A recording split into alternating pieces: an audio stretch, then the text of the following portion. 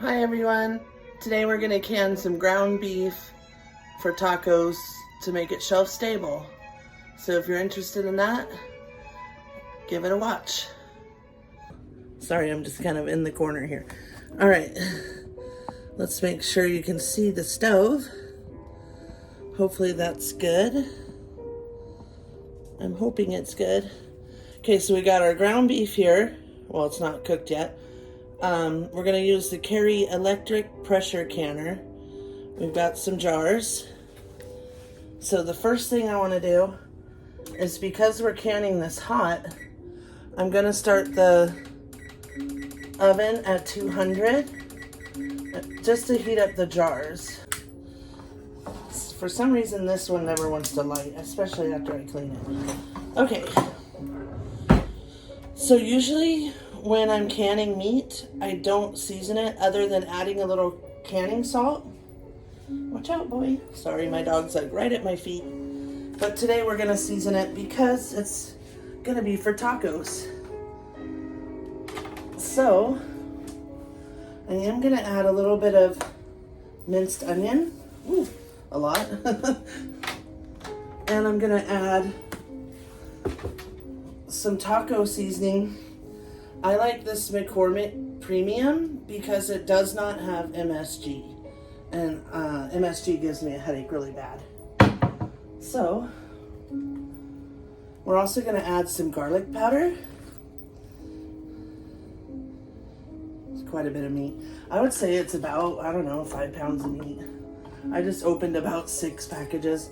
I'm going to add some pepper.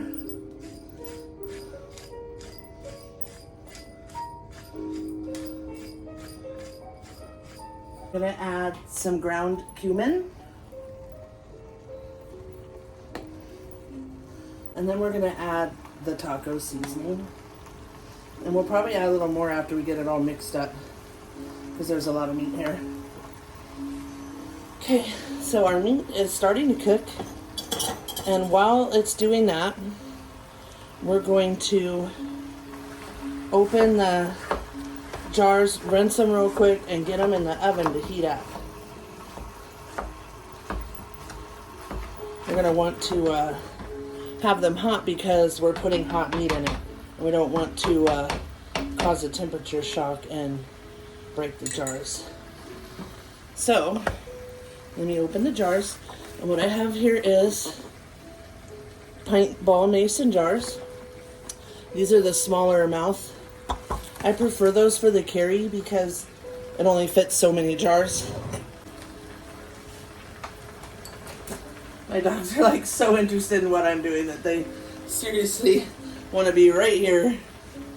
Okay, let's cut this open. Now I cut open these and save the bottom and keep the plastic around the bottom. So that's why I'm cutting it. I don't know if you can see much of that with the camera. I couldn't find my smaller tripod, so I'm having to use this big one, and I hope it's not a weird angle. Sorry, guys. Okay.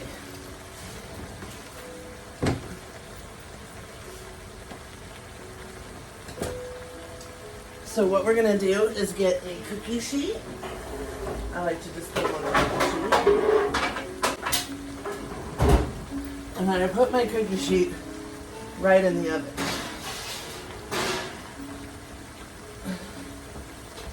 Okay. And then we're gonna rinse these off. So the jars, the lids I'm gonna set here upside down. And according to the pressure canning book, you don't have to boil or sanitize the lids if you are pressure canning. If you're water bath canning, yes, for sure. Okay, so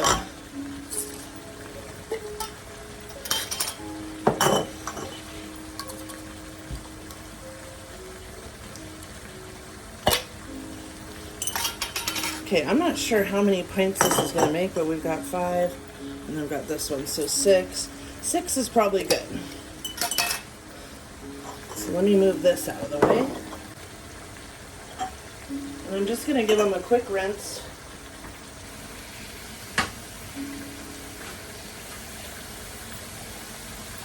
And then we're going to put them right in the oven. And what's cool is they heat up and then they also dry. So we are going to need our jar grabbers because they will be hot.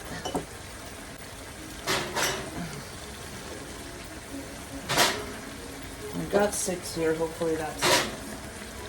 Okay. Let's get this meat mixed up a little. Now this is a lot of hamburger meat, I won't lie. It's a lot to cook at one time. So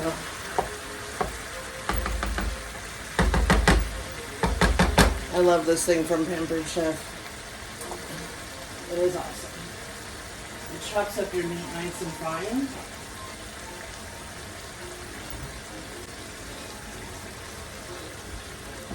Okay. I'll let it cook a little and then just keep chopping as it cooks.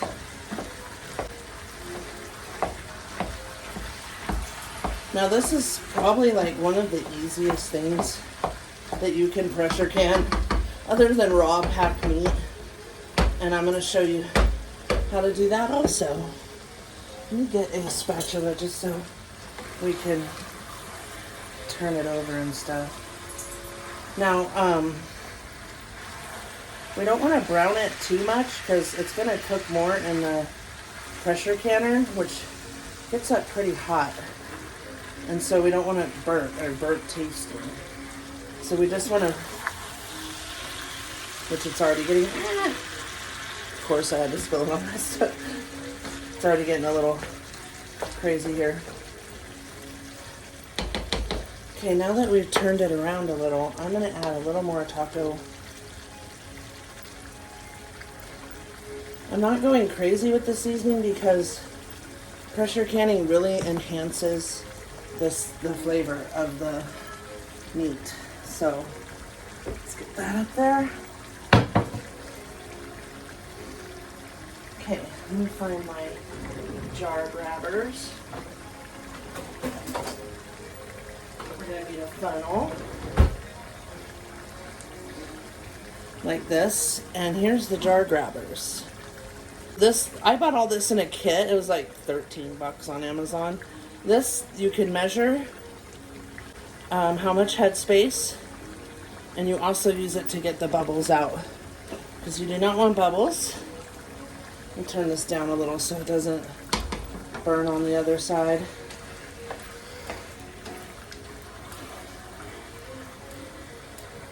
Ooh, so much meat. I don't think I've cooked this much meat ever. Not hamburger meat. So you just have to keep turning it until you get it all cooked. So you want it cooked, but not completely brown. Or, you know, not brown like when you make tacos. I make them like super brown. We like that char.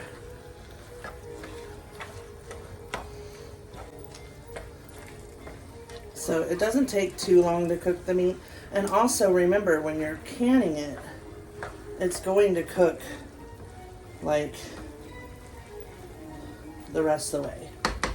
So we're not going to cook it all the way through.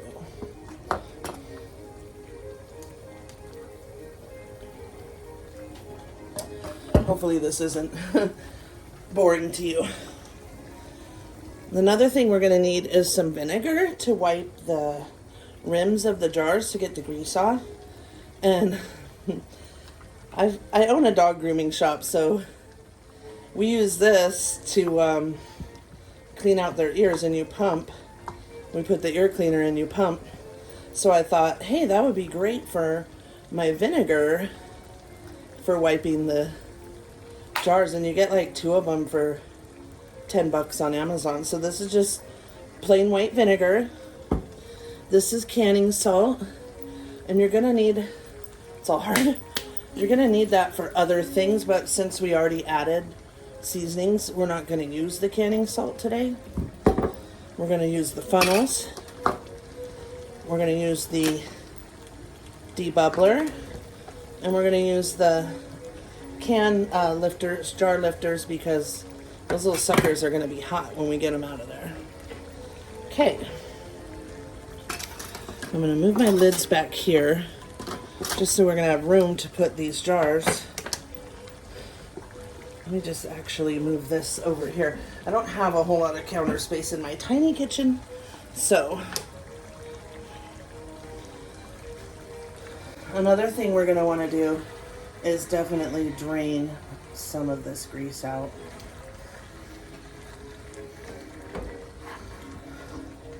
I mean, yes, you can can greasy stuff, but I just find it's better to drain it out. So we've got it pretty much close to how cooked we want it. You just, I'm making a huge mess, you guys. I'm gonna need to scrub this stove. If you see some pink spots that are real pink, just kind of chop them in. So I was gonna use this to strain, but it's like that. Well, I might still. I don't know. I was thinking it's so much meat that I might have to put it in a colander. Let's see how it goes. And while that's finishing, let me show you the canner. This is a Carey pressure canner. Everything is so easy for you. You can water bath, you can pressure can, you can pressure cook, you can brown stuff just like an Instant Pot, you can slow cook like a crock pot, just like the Instant Pot, only it's safe for canning. And some people say the Instant Pot is safe for canning, and then some people say no. So I'm gonna chop up these bigger pieces a little smaller. I don't think it really matters. Just get it mixed in a little better.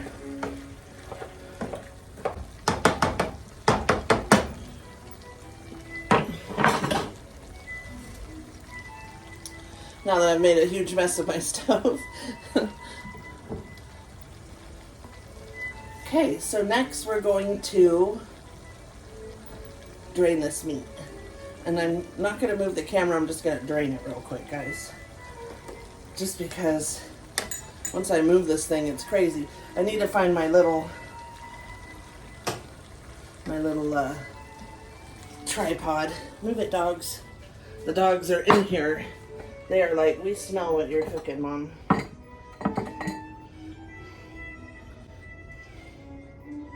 Well, this is working out. It's a very heavy pan, so... Ooh, it's hot. Ooh.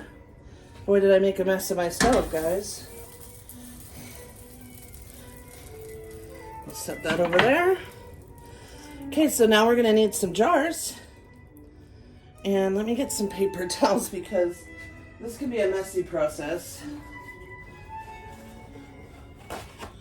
So I'm just gonna lay 2 down like that. All right. So how you lift the jars with the lifters is just like this, and you grab them. Watch out, baby. There's our jars.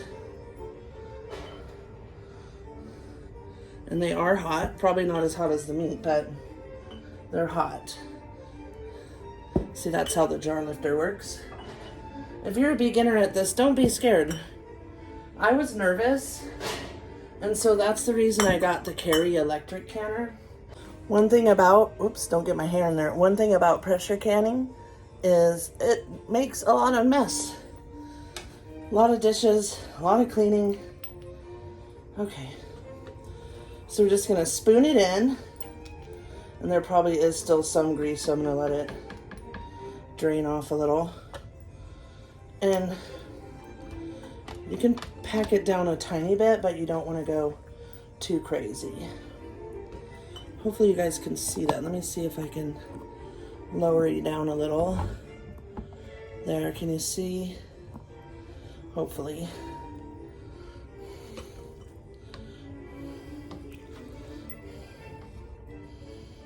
It smells good. I just kind of shove my spoon in there and move on to the next one. Yes, the jars are hot. I think we're gonna make quite a bit more than 6 pints, but That's okay because it can only fit 6 pints. So we'll do one batch and then we'll do another batch. And when it's done, I'll come back and show you guys how it works. And put a little more. I know it seems like they're over full, but they're not. You'll see once we debubble. We want to leave an inch of head space. Okay, that one might be a little full.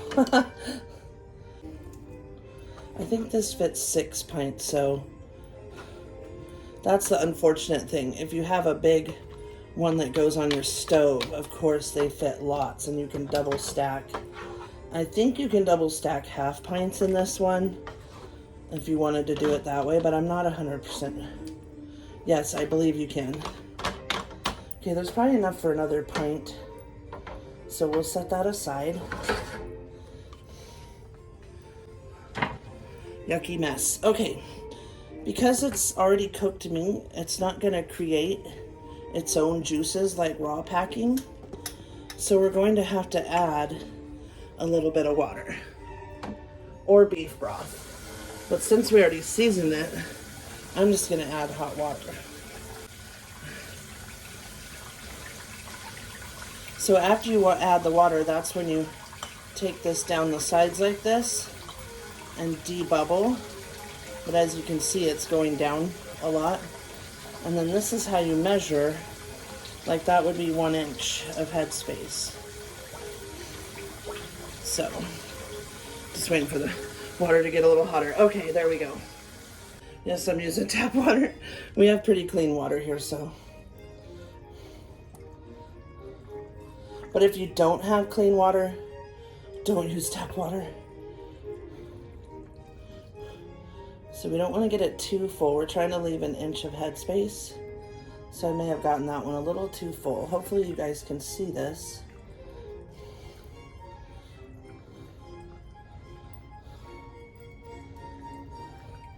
And hopefully my music's not too loud. I do that because if my dogs hear any little noise, they will start barking. Okay. All right.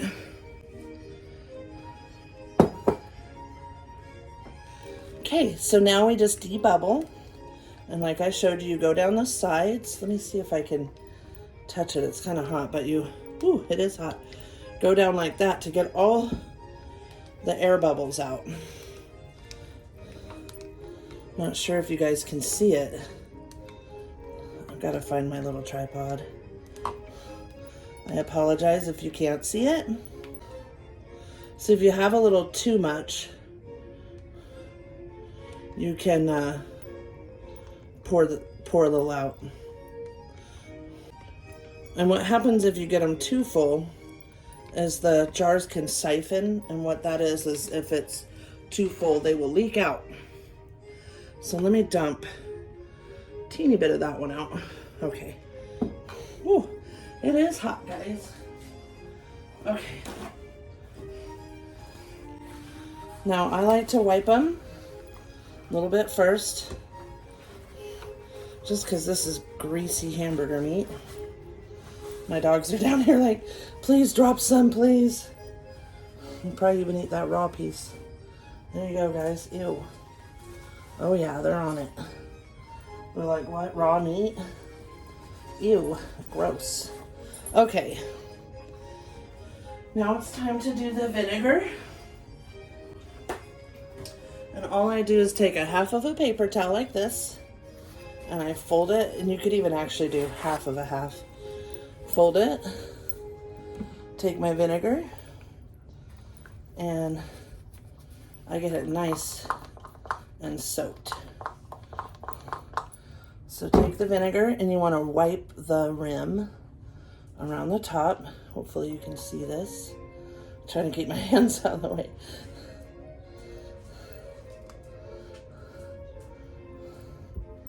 So you want to wipe each rim. Then you can fold it and switch around. This is the one I dumped out the stuff, so I really want to Wipe that one good. Okay.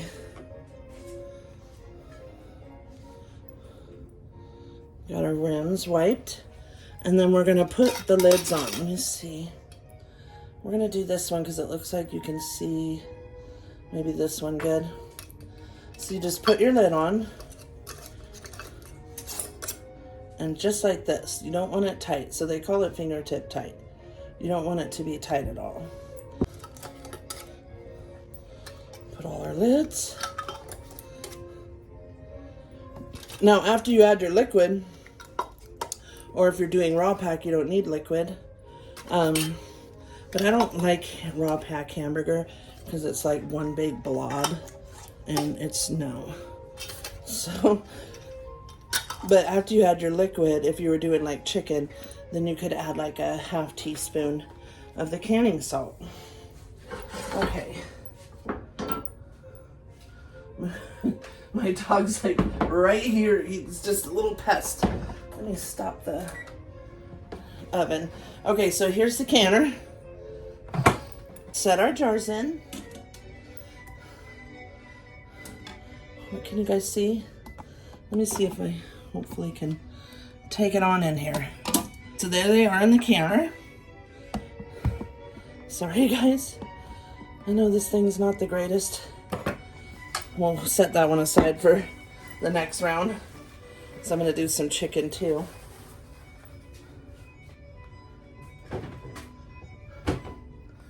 Okay, so we're gonna get this stuff out of the way. Set our canner over here. Ooh, she's heavy. Now, when they first came out, they said you only needed to add 4 cups of water. And then I guess people had issues with that. So then they said add 8 cups of water, which I found that 8 cups of water is too much. So I add 6. Or somewhere around there. 6, 6.5, it doesn't matter. So you just pour it. You never want it to be like water bath canning. You want it over the cans. But for pressure canning, you do not. You don't want it up high. Okay, so let's lock it. That's how easy that is. Now, when you first start off, you want this little thing turned to exhaust. Actually, let me turn it this way. So it's not sealed. So if you look, if you can see here, let's see. It has exhaust and then airtight. So you have it on exhaust, it vents. Well, what it does is it gets up to temperature and it'll start steaming, and then it'll steam and vent for 10 minutes. And then once the 10 minutes up, you come and switch it to airtight for the rest of your canning time. Okay, let me bring you down over here. Let's see here. Hopefully it's not moving too much. I'm sorry, you guys. So what you want to do is you want to hit high. And these are pints, so they need to go for 75 minutes. Sorry, it's really loud. And then you hit start. So what it's going to do is do this till it gets up to temperature. And then it will, like I said, steam and vent for 10 minutes, and it'll let us know. And then it'll beep, and then we turn it to sealing, and it seals for the 75 minutes. Sorry. Okay, so now we're gonna turn it off, and we'll be back when it's done. And then we'll show you what it looks like. All right, guys, our hamburger ground beef is done. So we let it decompress, whatever, naturally. If you touch it, there's no pressure coming out. You don't ever want to hit that like if you're cooking with the Instant Pot and you let the steam release. You don't want to do that with canning because the pressure change can break your cans, cause problems. So you don't want to do that. Okay, so you want to unlock it. Oops. Unlock it. Oh, and it's hot, see? I always gotta pull it forward a little because my cupboard is in the way. Okay. Take our jar lifters. See what they look like in there? And boy, are they hot. Look at them. Bubbling.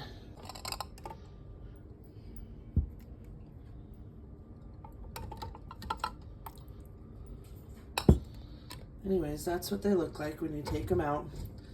And some will already be sealed, or you'll hear them pinging.